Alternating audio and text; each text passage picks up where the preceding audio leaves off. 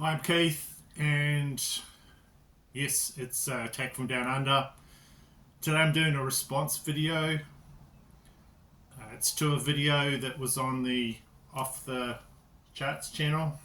I need a card like that for my channel. And it is, does every AC/DC album suck after Razor's Edge? So Dan on that channel, he's the host. He made a very interesting point that nobody seems to really care about AC/DC after the Razor's Edge. Anything after that. And so after that album's release, there were kind of signs that they were like running out of ideas and just repeating themselves with each album. So firstly, just check out the t-shirt I'm wearing. This is actually the reverse of the t-shirt. The front of it has the AC/DC logo, but just because the back was so awesome, I thought I'd wear it this way, backwards.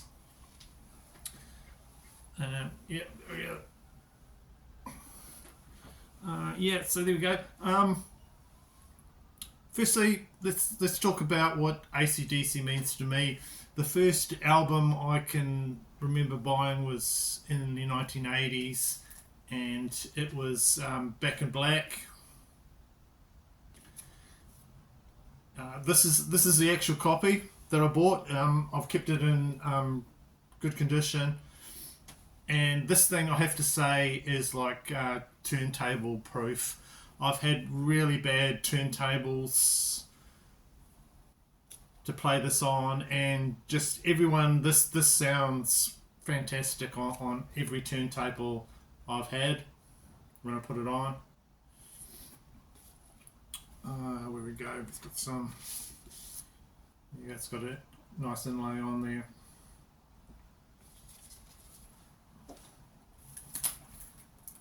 I'll just quickly show you that. Yeah, it's an Albert's Australian pressing, Australasian pressing. So the funny thing was, when I bought this, it was less than 10 years old, and I don't even want to calculate how old that album is now. Was it 1980? This makes me feel old. So I like the early blues-based Bon Scott stuff. The rock and roll albums, I guess you'd say. And another one to show you is a international release of High Voltage. So the original Australian releases of High Voltage came out in 1974, and TNT 1975. You know, they cost big money. I don't know why I didn't buy them back in the day when they were cheap, but now they cost quite a bit of money. And this album is sort of a selection of the cuts from both of these. And for me, the early Bon Scott albums are just simply rock and roll. Yes, they follow a formula of blues mixed in, but I think within the AC/DC discography, there is an argument that they sound all the same. But for me, really thinking about it a bit more, I think they are different. There are like bluesier albums, so I'm just going to boil down that argument that every AC/DC album sounds the same. Just give you my idea of what I think about that argument. There are bluesier albums, 2000s Stiff Upper Lip, bluesy. What have we got? Got on cassette. Dirty Deeds Done Dirt Cheap, 1975, I think. Bluesy. What else we got? This one here, Jailbreak. Cool, got a five songs on it. Quite bluesy. And what you could say is an album that is the heaviest, completely self-produced. This one here, Flick the Switch, 1983, the heaviest album for me, in my opinion. Go. So yeah, there are differences, and I recognise that. And we've also got the what I guess I would call the commercial hard rock albums. This one here, Highway to Hell. They're getting in the producers, they're amping up the sound, making them more appealing. This came out in 1979, Highway to Hell. This is one of the those expensive 50 years release, and it's on. I'll just show it because it just looks so good. Go. These are a bit pricey, but I had to get that one because it just looked pretty cool, and they've got their own inlays and things. So okay.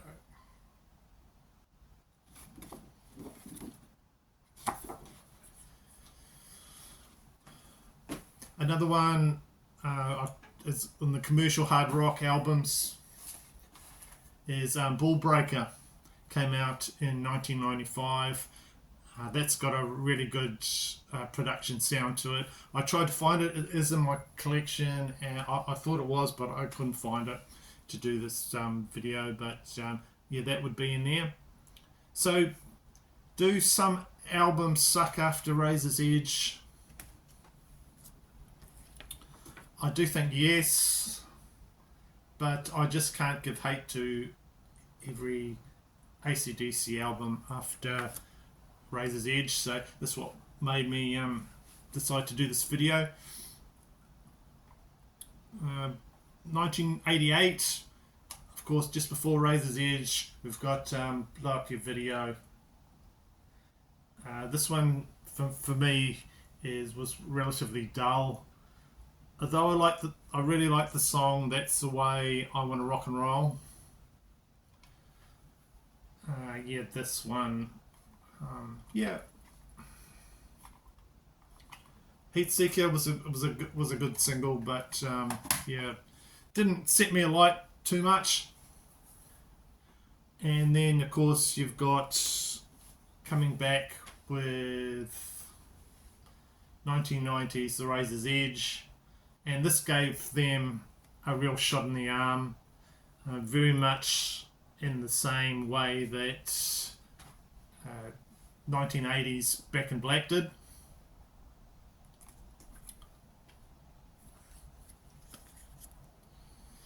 So the songs were like ready to be played live, stadium friendly, sounded great, commercial rockers, and that album just went on to sell like millions, as well as like a whole bunch of concert tickets. And just like the video I was talking about on the Off the Charts channel, he was saying just raised the fortunes of the band, which I agree with completely. And also the single Thunderstruck, man, that was massive here, must have been massive worldwide, and just proved that they could knock out a really good hit single with relative ease. And this is just my copy of that single there. I'll just show it quickly. And the B-side is Fire Your Guns. Yeah, just a huge single for them. But the whole argument of this video is, after this, Does anyone care about any album or know any other songs post that album? This is the question that is being asked. After this, I kind of think they were amazed by the success that they kind of had, and they kept trying to repeat it without changing too many things. Each tour they did, they put out an album, and then they do the tour to promote that release. You know, it's like a cycle, continual cycle. But it was kind of like, to me, that they were a covers band covering themselves, just recycling their best albums. Just my opinion. So the producer, Rick Rubin, he produced an AC/DC track, and that was called Begun, used in the soundtrack of the film The Last Action Hero. Fantastic soundtrack. For this, I got massive, huge bands on here. And I actually like the movie as well. It's not for everybody, but I really like this Arnold Schwarzenegger movie. I have it on here on CD. Great song, Beguns, on there for them. He also went on after that.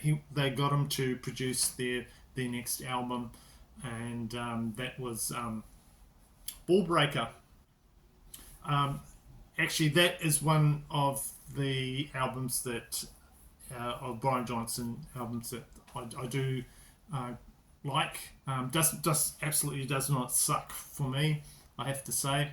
And one of my favourite Brian Johnson songs is Hail Caesar, off that album. Like I said, I couldn't find it when I was going to do the video. I might have to rebuy it on vinyl or something. But yeah, Hail Caesar is very different. Just love it. It's got different parts to it, and sort of like a historical song, going back to Roman Empire times. I don't know why AC/DC don't do more of those sort of songs like Saxon does and Iron Maiden does, where they use their songwriting and they just talk about some historical event. And but that is like a great song for me. Really like that. That would be quite high up in some of the songs that I like from Brian Johnson. And same sort of period, we've got this release here, came out, No Bull, and this just captures the scale of an AC/DC concert experience. It's got Hail Caesar on it. It's got some deep tracks. Well, a lot of them don't have it on it. Hard as a Rock. Quite a few cool stuff on here.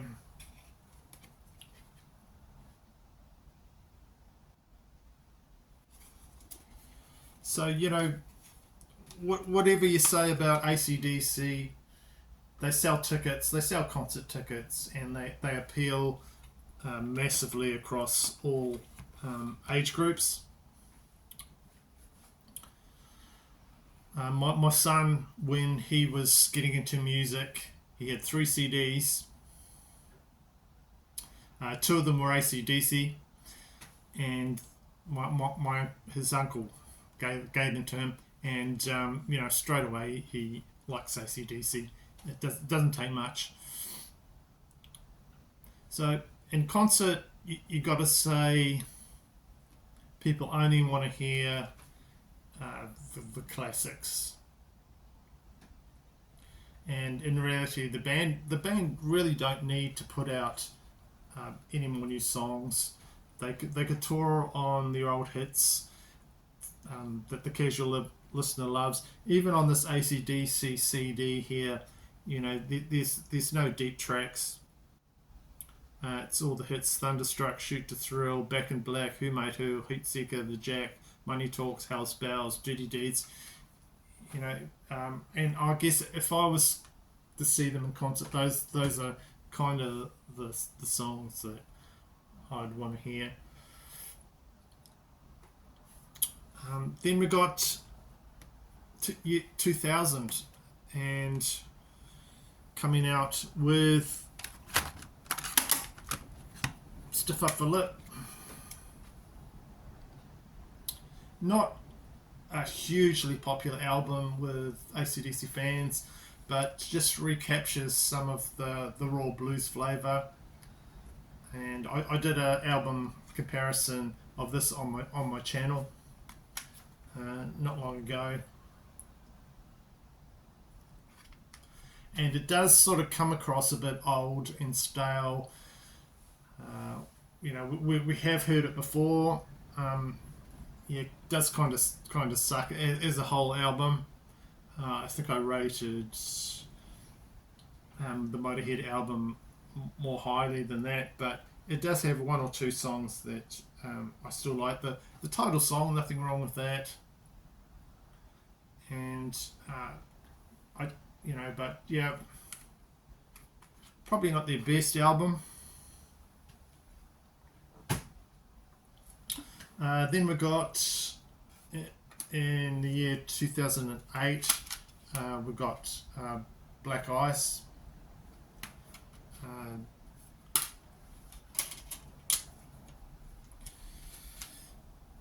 Trying to read the track listing, you cannot.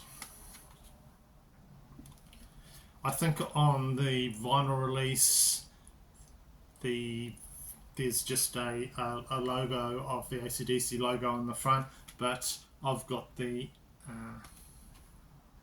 this one here. Luckily for us that have trouble, well, you go there. It's also got the track listing on the inside in actual readable writing. So tracks on here, I like Rock and Roll Train, Skies on Fire is, yeah, it's alright.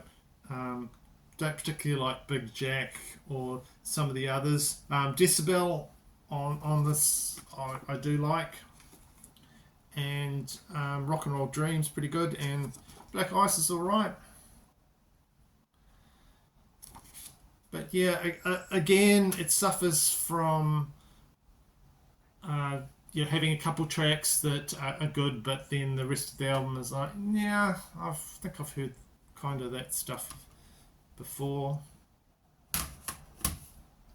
You know, like For Those About to Rock, even back then, For Those About to Rock, fantastic song, amazing song.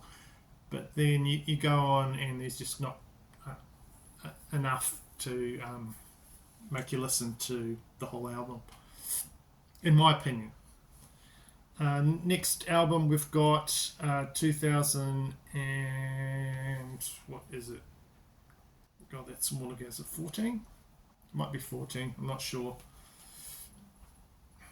Rock or Bust from AC/DC. This is a lenticular CD cover. They're quite cool. Go.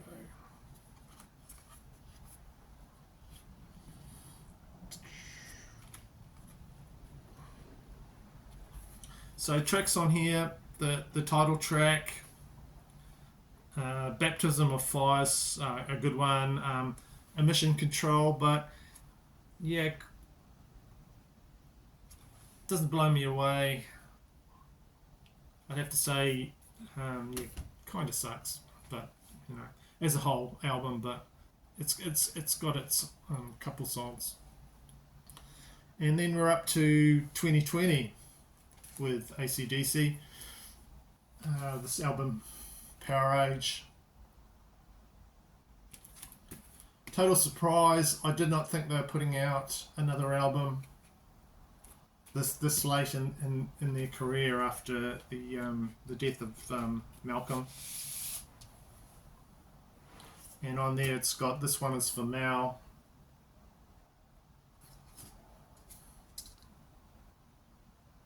Just playing to their strength, I have to say. This album is just it didn't appeal to me at first. It's on red one there, but then I got a copy on CD that I played in my car when I was driving around, and yeah, this is a really good album. I do really like this album. And after all the things the band had been through, it was just a bit of a surprise they came through. Brian had some trouble with his voice as well, so I played this in my car and just got to love all the songs on here. Rejection I like. It just flows really well. I think quite a consistent album, and then they got through the Mists of Time, which just talks about, you know, the history of the band type thing, and Kick You When You're Down, Witch's Spell. If this was going to be their last album, you know, I'd say they'd be going out strong, because I think that's a good album.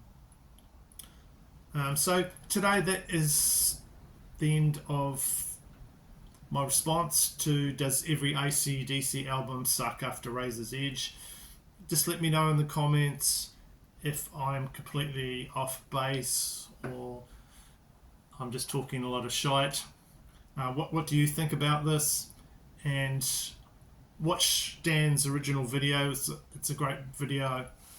And as a band, I really enjoy AC/DC, and I have for a long time. So thank you for watching, and thank you for your comments, and I will see you in the next video.